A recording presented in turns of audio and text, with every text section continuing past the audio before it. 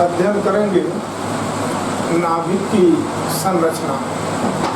ये नाभिक किन किन चीज़ों से मिलकर बना हुआ है, नाभिक का कंस्ट्रक्शन क्या है, नाभिक के गुण क्या है, नाभिक का आकार क्या है, और नाभिक का द्रव्यमान न्यूक्लियस का मास कितना होता है, डेंसिटी क्या होती है, और नाभिक के क्या गुण हैं, इसकी कौन कौन सी प्रॉपर्टीज हैं, कौन कौन सी फिनोमेना हैं।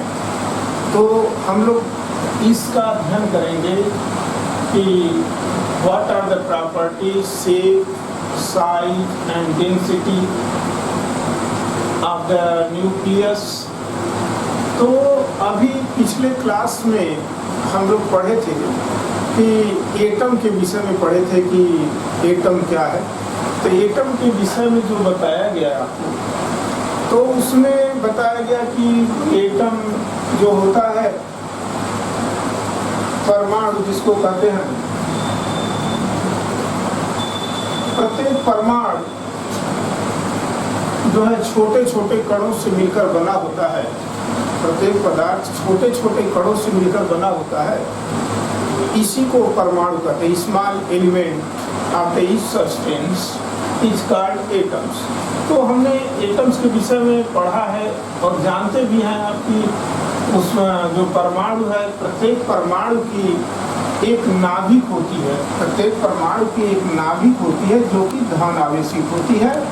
इस नाभिक के चारों तरफ दीर्घवृत्ताकार कक्षा में इलेक्ट्रॉन चक्कर लगाता है। तो प्रश्न है कि हम लोग एटम के विषय में बहुत पढ़े, इलेक्ट्रॉन भिन्न भिन्न कक्षा में परिभ्रमण करते हैं। तो वहाँ हमने परमाणु की जो त्रिज्या आपने देखा कि परमाणु जो होता है एटम्स की, उसकी जो रेडियस होती है 10⁻⁻10 मीटर फुट की होती है। तो प्रत्येक परमाणु की एक धन आवेशित नाभिक होती है। वो धन आवेशित नाभिक है क्या, इसको डिफाइन कैसे करेंगे? अर्थात प्रत्येक परमाणु का संपूर्ण द्रव्यमान और उस पर उपस्थित आवेश पूर्ण रूप से एक छोटे से आयतन में कंसंट्रेट रहता है, और जिस छोटे से भाग में कंसंट्रेट रहता है उसी भाग को न्यूक्लियाई कहते हैं। अर्थात आप कह सकते हैं कि the entire mass and charge of any atom are concentrated in very small volume is called nucleus. तो न्यूक्लियस में वेरी स्मॉल वॉल्यूम, छोटे से एक आयतन में उस परमाणु के संपूर्ण द्रव्यमान और आवेश उपस्थित होते हैं, उसे हम परमाणु की नाभिक कहते हैं। नाभिक में उपस्थित कौन है? नाभिक में प्रोटॉन है, प्रोटॉन और न्यूट्रॉन।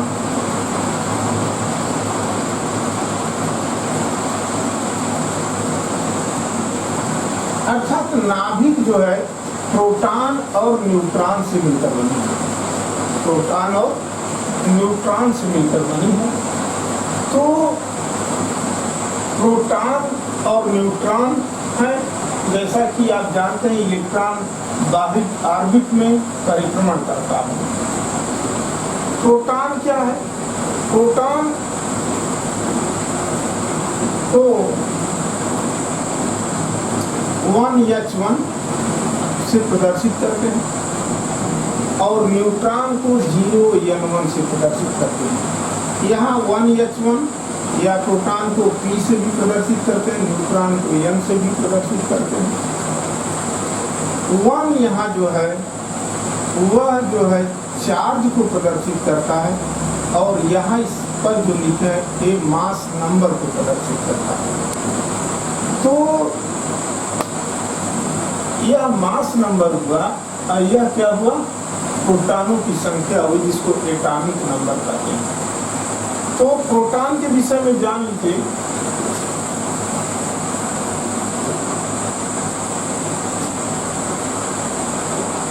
प्रोटॉन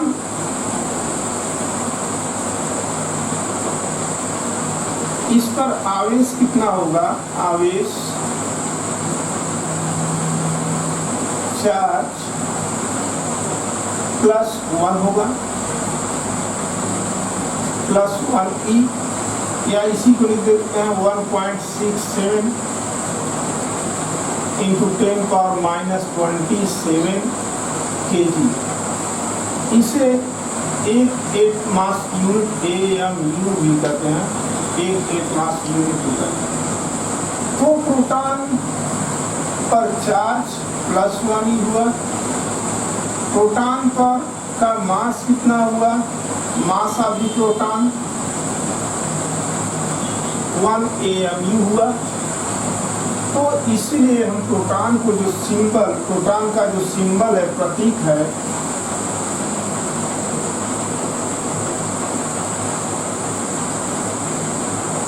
सिंबल, इसको हम लिखते हैं 1H1, या प्रोटॉन को हम लिखते हैं P।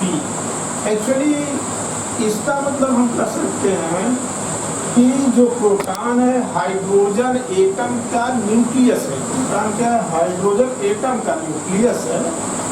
तो प्रोटॉन को P से प्रदर्शित किए। ठीक उसी प्रकार न्यूट्रॉन के विषय में जान लीजिए।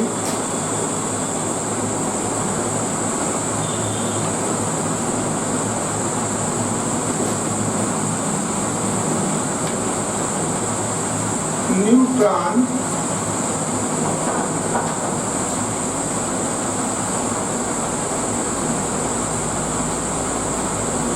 न्यूट्रॉन पर जो चार्ज होता है, न्यूट्रॉन पर चार्ज जो होगा, आवेश,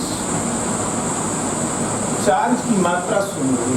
न्यूट्रॉन पर आवेश क्या होगा, 0 होगा। और न्यूट्रॉन का मास जो होगा 1 होगा, 1 मास यूनिट होगा। तो न्यूट्रॉन का मास जो है, मास ऑफ न्यूट्रॉन